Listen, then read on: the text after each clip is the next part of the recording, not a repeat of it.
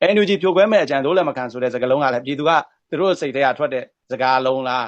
းကောင်းသည်ဖြစ်စေဆိုးသည်ဖြစ်စေမှန်သည်ဖြစ်စေမှားသည်ဖြစ်စေပြည်သူကကျွန်တော်ကိုတကယ်မလို့ကျွန်တော်ဘူးဆိုရင်လဲပြည်သူတဝက်ကျော်ကကျွန်တော်တို့ကိုတောင်းဆိုလိုက်ကျွန်တော်တို့ကအလိုလျောက်ကျွန်တော်တို့ကဖျက်သိမ်းပေးလိုက်မှာဘာဖြစ်လို့လဲဆိုတော့ကျွန်တော်တို့မှာတာဝန်တွေပဲရှိတယ်အဲ့တော့လူတို့ကမလို့ဘူးဆိုရင်ကျွန်တော်တို့ကဒီတာဝန်တွေကိုစွန့်ပြီးထွက်သွားလိုက်အောင်ပေါ့ဗျာရှင်းပြောရင်ကျွန်တော်တို့ BNI ကိုဒါအချိန်မုံဖျက်သိမ်းပေးဖို့ကျွန်တော်တို့မှမဟုတ်ဘူးဒီလိုမျိုး NUG ရဲ့အောက်ကမဟုတ်ဘဲနဲ့ဒီကိုတူကိုထအဖွဲ့အစည်းတွေမှန်သမျှဖျက်သိမ်းဖို့သူတို့မှလျှို့ဝှက်အစီအစဉ်လည်းရှိတယ်ဟုတ်ကဲ့ဘုန်းနဂါခင်ဗျာပြီးခဲ့တဲ့လကဒီဘုန်းနဂါတို့ပလဲနယ်မြေမှာပေါ့နော်ရွာသား200လောက်ရှိမယ်တင်တယ်ရွာသူရွာသား200လောက်ကဘုန်းနဂါတို့ရဲ့အဖွဲ့ဖြစ်တဲ့ BNR တွေကိုစန္ဒပြတယ်လို့သိရပါတယ်ဆိုတော့သူတို့ကြွေးကြော်တန်တွေလည်းဟိုတိုင်တယ်ပေါ့နော်လမ်းလျှောက်ပြီးတော့အဲ့လိုမျိုးစုဖွဲ့ပြီးစန္ဒပြတာတွေ့ရပါတယ်အဲ့တော့စန္ဒပြသူတွေက BNR တွေကိုဘာလို့မကျင်တဲ့လို့စန္ဒပြတယ်လို့သိရလဲဗျအဲ့ဒါသိလို့ပါတယ်စန္ဒပြတဲ့ကိစ္စမှာတော့ဒီသူတွေက BNR ကိုဘာလို့မကျင်တဲ့လို့စန္ဒပြတယ်လဲဆိုတော့မေးခွန်းအတွက်ကျွန်တော်တို့ဒီသူကဓာတ်ရိုက်စန္ဒကြွေးကြော်တန်ထဲမှာတစုံတစ်ခုတွေ့ရတာမရှိပါဘူးဟိုတွေ့နိုင်နောက်ပြီးတော့ဒီလူ200လောက်ဆိုတဲ့နေရာမှာလည်းဒီဗီဒီယိုဖိုင်ကိုစစ်စစ်ဆက်ဆက်ကြည့်တဲ့လူတွေဆိုရင်တွေ့မှာပါပဲကျွန်တော်တို့ဒီလူကြီးတွေရှိတဲ့ဗတ်ချမ်းကနေရိုက်တယ်တန်းစီတဲ့အချိန်မှာလည်းလူကြီးတွေအဓိကဦးစားပေးပြီးတော့ဟိုလူအုပ်ကိုပုံဖော်တယ်ပေါ့နော်ဒါပေမဲ့လွယ်အိတ်နဲ့ចောင်းသားငယ်လေးတွေပါတာကိုတွေ့ရပါလိမ့်မယ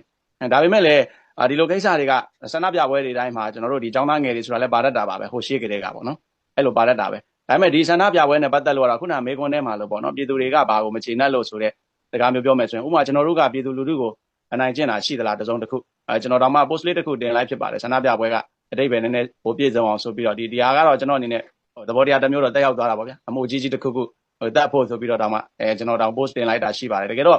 ပြည်သူကိုနှိမ့်ဆက်တာမျိုးအနိုင်ကျင့်တာမျိုးတစုံတစ်ခုအတွက်ပြည်သူကဆန္ဒထုတ်ဖော်တာမျိုးမဟုတ်ဘူးပေါ့နော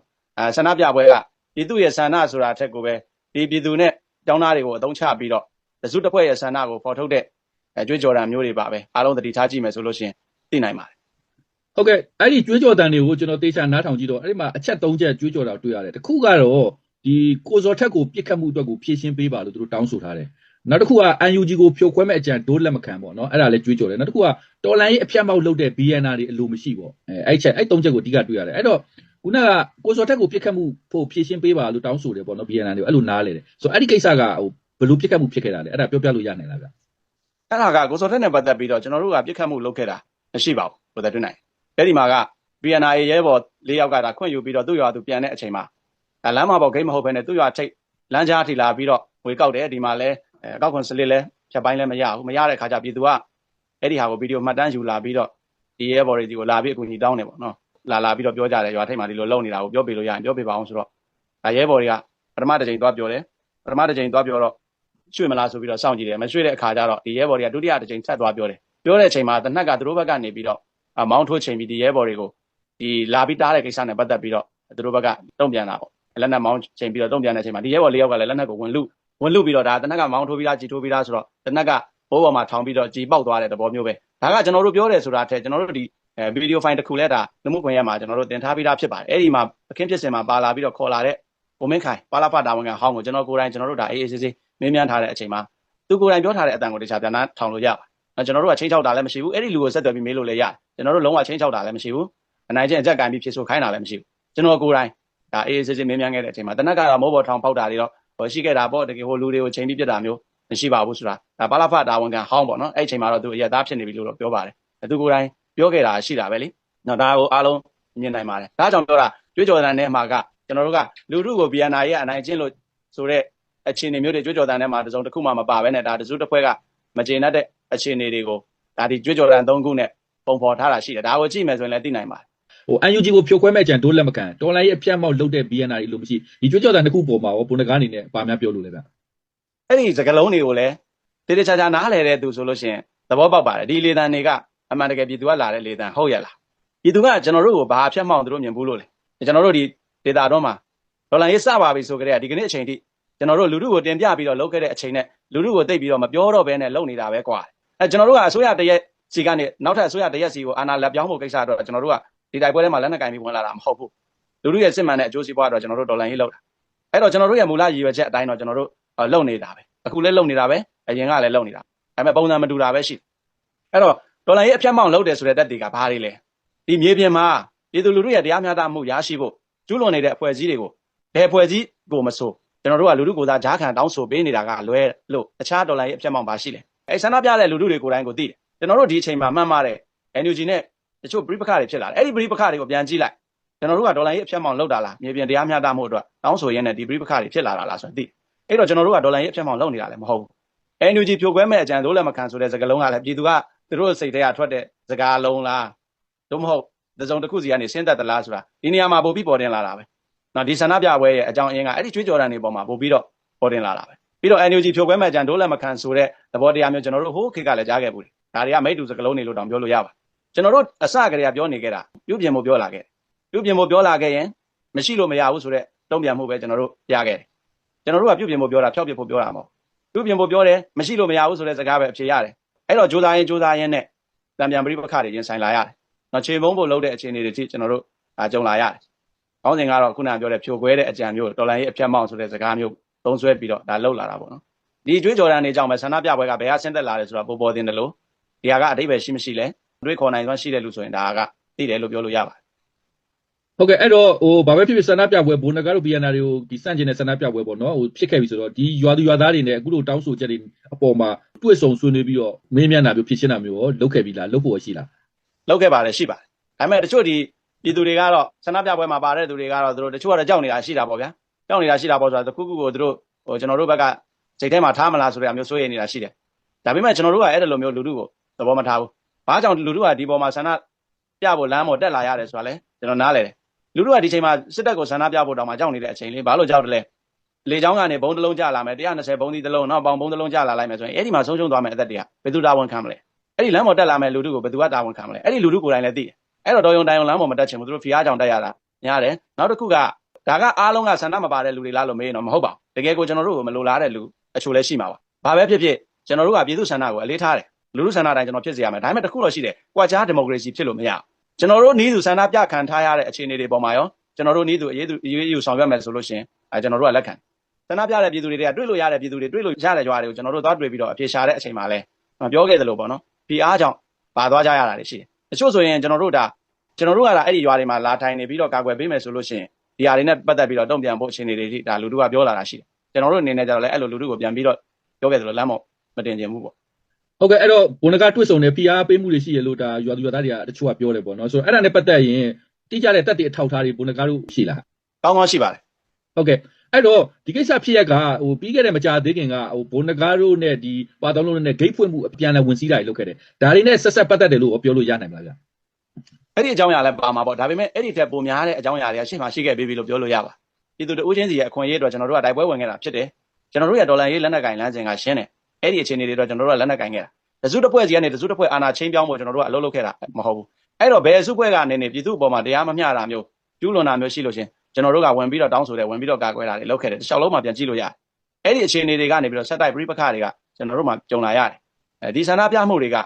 ဒီပြီးခဲ့တဲ့ gate ကိုစီးနှင်းမှုတစ်ခုကနေဖြစ်လာတာလို့မဟုတ်ဘူးဆိုတာကိုပြောချင်တာ2024 4လပိုင်းလောက်မှာဒီ KIN တွေပေါ့ MOD အောက်က KIN တွေကနေပြီးတော့ BNR ကိုလာပြီးတော့အင်အားအလုံးရင်းနဲ့ဝိုင်းနဲ့ဖြစ်စဉ်တစ်ခုရှိခဲ့ဘူးတယ်အဲ့ဒါလည်းမြေပြင်ပြည်သူတွေအသိပဲကျွန်တော်တို့ကအဲ့ဒီလာဝိုင်းတဲ့လူတွေကိုကျွန်တော်ကိုယ်တိုင်ပဲအဲ့ဒီထဲကသက်ဆိုင်ရာအကြီးအကဲအပါဝင်လူအနေချင်းကိုကျွန်တော်တို့ဖမ်းလိုက်တယ်လက်နက်တွေသိမ်းလိုက်တယ်သိမ်းပြီးတော့သူတို့အနေနဲ့ဒီနေရာကနေဆုတ်သွားဖို့ပေါ့နော်ဒီလိုမျိုးလက်နက်ကင်နဲ့နီးနဲ့အချင်းချင်းကိုပြရှင်းတာကအန်ရကြီးတဲ့အကြောင်းနောက်အကြီးအကဲတွေကအမိန်ပေးတယ်ဆိုရင်တော့မင်းတို့လည်းမလုပ်ဖို့ငါတို့အနေနဲ့လည်းဒီတစ်ချိန်ခွင့်လွှတ်လိုက်မယ်ဆိုပြီးတော့ကျွန်တော်တို့ပြန်လွှတ်လိုက်တာအဲ့ဒါတရဲမှုတွေကိုယ်တိုင်ပါတယ်အခုလက်ရှိ MOD အောက်မှာတာဝန်ထမ်းဆောင်နေတဲ့တရဲမှုတွေကိုယ်တိုင်ပါတယ်စစ်ကြောင်းမှုတွေကိုယ်တိုင်ပါတယ်သူတို့သိတယ်ကျွန်တော်ကဒါအမှန်နဲ့စကားပြောတာအဲ့ဒီအချိန်ကလေးကလောက်ခဲ့ဘူးတယ်နောက်ပြီးခဲ့တဲ့ရက်ပိုင်းကလည်းဒါကျွန်တော်တို့ gate ကိုလက်နက်နဲ့ဝင်ပြီးတော့ဒါစီးနှင်းတာတွေလုပ်တယ်ဒီထက်ပိုတဲ့အစီအစဉ်တွေလည်းရှိတယ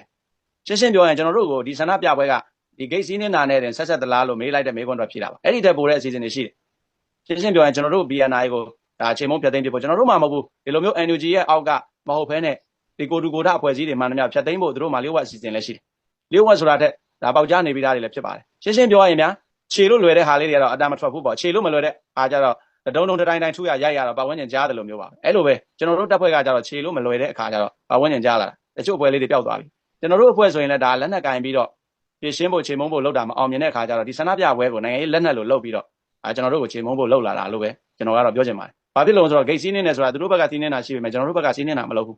းပြန်လာစီးနေမှုလို့ပြောလို့မရပါဘူးကိုယ်တိုင် ခုနကဘုံနဂါတော့ဒါဖိအားပေးတာဖြစ်တယ်လို့သုံးသပ်ထားတော့အဲ့တော့ဒီအတွက်တက်တွေထောက်ထားရလည်းရှိတယ်ပြောတယ်အဲ့ထဲကရထားတဲ့တက်တွေထောက်ထားရတဲ့ကပြောလို့ရမယ့်အချက်တစ်ချက်နှစ်ချက်လောက်ဗာများရှိမှန်းဗျထုတ်ပြောပြလို့ရမှာ ဟောဥပမာဗျာဒီចောင်းသားမိဘတွေဆိုလို့ရှိရင်တိုင်းနယ်ဘကဖအပဖတာဝန်ခံလည်းဖြစ်ဒီမှာចောင်းအုပ်လည်းဖြစ်နေတဲ့ចောင်းအုပ်ကြီးကចောင်းသားတွေကိုတခြားចောင်းဆရာမတွေမသိခင်မှာခေါ်ထုတ်သွားပြီးတော့ပြီးခါကျမှကျွန်တော်တို့ကိုဆန္ဒပြဖို့လုပ်တယ်တချို့ចောင်းသားတွေကသိတဲ့အခါမှာရှောင်ထွက်သွားတယ်သူကအတင်းလိုက်ခေါ်တယ်အတင်းလိုက်ခေါ်ပြီးတော့စီမံတယ်စီမံပြီးတော့ဒီဟာကိုမှတ်တမ်းယူတဲ့အချိန်မှာမလွန်ဆန်းတဲ့ចောင်းသားတွေနဲ့ဒီမှတ်တမ်းကိုတော့သူတို့ရိုက်ယူခွင့်ရတယ်ဒါပေမဲ့အဲ့ဒီမှတ်တမ်းလိုင်းပေါ်တက်လာလို့ရှိရင်ကျွန်တော်တို့အနေနဲ့လက်မခံပါဘူးဆိုပြီးတော့ចောင်းသားမိဘတွေနဲ့ပြဿနာဖြစ်လို့အဲ့ဒီမှတ်တမ်းကိုမတင်လိုက်တာမျိုးတွေရှိတယ်အဲ့ဒီမတိုင်ခင်ဆန္ဒပြပွဲမတိုင်ခင်ကတည်းကတိုင်းနယ်ကတာဝန်ရှိသူတွေကိုတချို့ကိုယ်တိုင်ပေါ့နော်ကျွန်တော်တို့ကိုလန့်ဆက်သွဲပြီးတော့အထက်ကတော့သူတို့ကိုဒီလိုဖိအားပေးတယ်ပေါ့နော်ကျွန်တော်တို့ကတော့လက်မခံဘူးအတိတ်ဘယ်မှာမရှိတာဒါကဘာပြစ်ရှိလို့ပြရမှာလဲပေါ့နော်ဘာပြစ်ရှိလို့ပြရမှာလဲကျွန်တော်တို့ကတော့မလိုက်ဘူးဒါပေမဲ့တချို့ရွာတွေတော့မလိုက်မနေရပုံစံမျိုးဒါဖိအားပေးမှာတွေရှိတယ်သူတို့မလိုက်ရင်တန်ငွေရိုက်မှာတော့ဘယ်ထောက်ပံ့နေဖြတ်တောက်မှာတော့ဒီလိုမျိုးချင်းချောက်တာတွေရှိတယ်ပေါ့နော်ဒီအခြေအနေမျိုးတွေကျွန်တော်တို့ဒီမှာသတင်းတွေရတာရှိတယ်ဆန္ဒပြပွဲမဖြစ်ခင်ကလည်းရတယ်ဖြစ်တဲ့အချိန်မှာသူတို့ဒီဗီဒီယိုဖိုင်တွေကို line ပေါ်မတင်ခင်မှာလည်းရတယ်တင်ပြီးတဲ့နောက်မှာလည်းကျွန်တော်တို့ဒီဆက်တဲ့ကြေးရွာတွေကိုကျွန်တော်တို့မြေပြင်ကပြည်သူတွေကကျွန်တော်တို့ကိုတကယ်လက်မခံတာလားကျွန်တော်တို့ကဘာအပြစ်ရှိလို့လဲဆိုတော့ကျွန်တော်တို့မှာအပြစ်ကတက်တရားတော့လောလောဆယ်မရှိဘူးအခုနာကြွေးကြော်တန်းနေတဲ့လို့ NUG ဖြိုခွဲမြေကြံဒိုးလက်မခံဆိုတာမျိုးတို့ပူဇော်ထက်ကိုတနက်နဲ့ပြစ်တဲ့ကိစ္စတော့ဒေါ်လာရေးအဖြတ်မောင်းတို့ဒီစကလုံးတွေကပြည်သူဆန္ဒမဟုတ်ဘဲနဲ့အစုဖွဲ့တစ်ခုရဲ့ဆန္ဒဆိုတာကြီးပေါ်နေတယ်ပေါ့နော်ဖိအားပေးတယ်ဆိုတာတက်ကိုပဲမသိလျော်တဲ့အခြေအနေနဲ့ဒီဆန္ဒပြပွဲကိုဖန်တီးထားတာမျိုးပါအဲ့တော့အခုနောက်ထပ်လဲဘုံနဂါတို့ BNR တွေကိုဆန္ဒပြဖို့ရှိတယ်ဆိုတဲ့အခြေအနေကိုဘုံနဂါတင်တာကျွန်တော်တွေ့ရပါတယ်ဆိုတော့အဲ့ဒီအတွက်အခုဘုံနဂါအနေနဲ့သတင်းစကားတစ်ခုပါများပြောလို့လဲဗျဆန္ဒပြပွဲဖြစ်လာမယ်ဆိုရင်ဟိုတစ်ခုပြောကျွန်တော်ကတော့တင်ထားတာမရှိပါဘူးကျွန်တော်ကတင်ထားတာမရှိဘူးဒါပေမဲ့ဒီသတင်းကတော့ကျွန်တော်တို့ရထားတာရှိတယ်ကျန်တဲ့ဒီရဲဘော်တွေနဲ့သူတို့ရဲ့ဒီ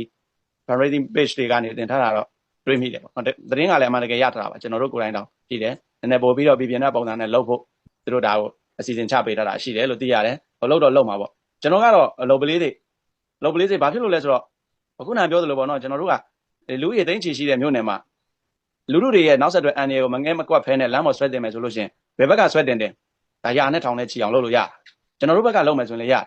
ဒါပေမဲ့ရှေ့မှာလည်းကျွန်တော်တို့မရှိခဲ့ဘူးအဲ့လိုလုပ်တာနောက်လည်းကျွန်တော်တို့လုပ်မှာမဟုတ်အခုပိုတောင်မလုပ်ချင်သေးတယ်လူတို့ကသူ့ဆန္ဒနဲ့သူလုပ်ချင်တယ်ဆိုလို့ရှိရင်တော့ကျွန်တော်တို့ဟိုတားလို့မရရင်တော့သဘောပေါ့နော်ကျွန်တော်တို့ကတော့လုပ်မှာလည်းမဟုတ်ဘူးဆန္ဒပြတဲ့ပြည်သူကိုလည်းဒါအပြစ်ယူမှာလည်းမဟုတ်ဘူးနော်အညှိုးထားမှာလည်းမဟုတ်ဘူးပြည်သူဆန္ဒကိုကျွန်တော်တို့ကလေးထားတယ်ကောင်းသည်ဖြစ်စေဆိုးသည်ဖြစ်စေမှန်သည်ဖြစ်စေမှားသည်ဖြစ်စေပြည်သူကကျွန်တော်ကိုတကယ်မလို့ကျွန်တော်ဘူးဆိုရင်လည်းပြည်သူတဝက်ကျော်ကကျွန်တော်တို့ကိုတောင်းဆိုလိုက်ကျွန်တော်တို့ကအလိုလျောက်ကျွန်တော်တို့ကဖျက်သိမ်းပေးလိုက်မှာဘာဖြစ်လို့လဲဆိုတော့ကျွန်တော်တို့မှာဒေါ်လာရေးကနေပြီးတော့အားလုံးနဲ့ဒန်းတူအခွင့်အရေးပဲမျှော်လင့်စရာရှိတယ်ကျွန်တော်တို့အခုချိန်ဒီစီးပွားဒီဒေါ်လာရေးအပေါ်ကနေစီးပွားလည်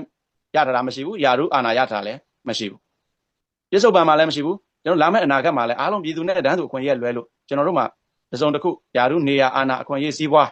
ဘာမှမျှော်လင့်ထားတာမရှိဘူးအခုလည်းမရှိဘူးပြည်သူသိဟိုမြို့နယ်မှာတရားဇာတရှိတယ်ဒီတရားဇာတအပေါ်မှာလည်းသူများတွေထုတ်ယူတယ်စီးပွားရှာတယ်ကျွန်တော်တို့ထုတ်မယူဘူးစီးပွားမရှာဘူး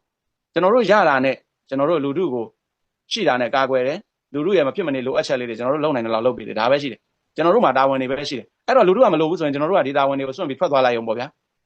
ဟုတ်ကဲ့အဲ့တော့ဒီဆန္ဒပြမှုရဲ့နောက်ကွယ်မှာခုနကဘုံနဂါသုံးသက်တယ်လို့ပေါ့နော်ဒီအဖွဲ့လေးတွေကိုဟိုဖြိုဖျက်ဖို့အခြေအနေတွေရှိနေတယ်ဘုံနဂါတို့ကတော့ဒါနည်းနည်းအဖွဲ့ကြီးလို့ပေါ့ဆိုဒီလိုမျိုးသုံးသက်တာရှိတယ်အဲ့တော့ဒီအခြေအနေတွေကကြော်လွန်အောင်လွန်မြောက်အောင်ပြေလည်အောင်ပေါ့နော်ဖြည့်ရှင်းနိုင်မဲ့ပုံစံဘုံနဂါတို့ဘက်ကဘယ်လိုမျိုးစီစဉ်ထားတာရှိတယ်ဘာတွေဆောင်ရွက်ဖို့ရှိတယ်ပြေလည်တယ်ဆိုတာကဆွေးနွေးညီနိုင်မှုကနေလာတာပေါ့နော်ဒေါ်လာရေးဆိုတာကစစ်မှန်တဲ့ဒေါ်လာရေးဆိုရင်စီယုံရေးအသွင်ဆောင်ပြီးတော့သွားရမှာပဲအခုကတော့စီယုံရေးအသွင်မဆောင်တဲ့အခြေအနေတွေဖြစ်လာတယ်ပေါ့နော်စစ်မှန်တဲ့ဒေါ်လာရေးအသွင်ပြောက်လာတယ်နော်ဒီအခြေအနေတွေပြေလည်ဖို့ဆိုတာကဆွေးနွေးညီနိုင်မှုကနေပဲအဖြစ်ထွက်မှာရှိတယ်နော်ဆွေးနွေးညီနိုင်မှုကကျွန်တော်တို့ကအများအားလမ်းဖွင့်ထားတယ်ဒါပေမဲ့ဆွေးနွေးတယ်ဆိုတာတစ်ဖက်တည်းလုပ်လို့ရတဲ့ကိစ္စမဟုတ်ဘူးဆိုတော့ဒီအခြေအနေမှာကျွန်တော်တို့ကကိုယ်ယုံကြည်ချက်ပြီးတော့ကိုယ်တပ်ဖွဲ့ရဲ့ဂုဏ်သိက္ခာကိုယ်တပ်ဖွဲ့ရဲ့တန်ဖိုးအဲ့ဒီမှာတပ်ဖွဲ့လို့ပြောတဲ့အခြေအနေမှာဒါရဲဘော်တယောက်စီရဲ့ဂုဏ်သိက္ခာတန်ဖိုးတွေယုံကြည်ချက်တွေပါတယ်အဲ့ဒီအတွက်ကျွန်တော်တို့ကတော့အတက်နိုင်ဆုံးဟိုကိုတော့ကာကွယ်သွားမယ်ခုနပြောတဲ့ပြေလည်မှုဆိုတဲ့အဖြစ်ရှာမယ်ဆိုတော့ဆွေးနွေးမှုကနေမှရနိုင်မယ်အနေအထားရှိတယ်ဒါကကျွန်တော်တို့ဘက်ကတော့ဒါလမ်းဖွင့်ထားပြီးသားပဲ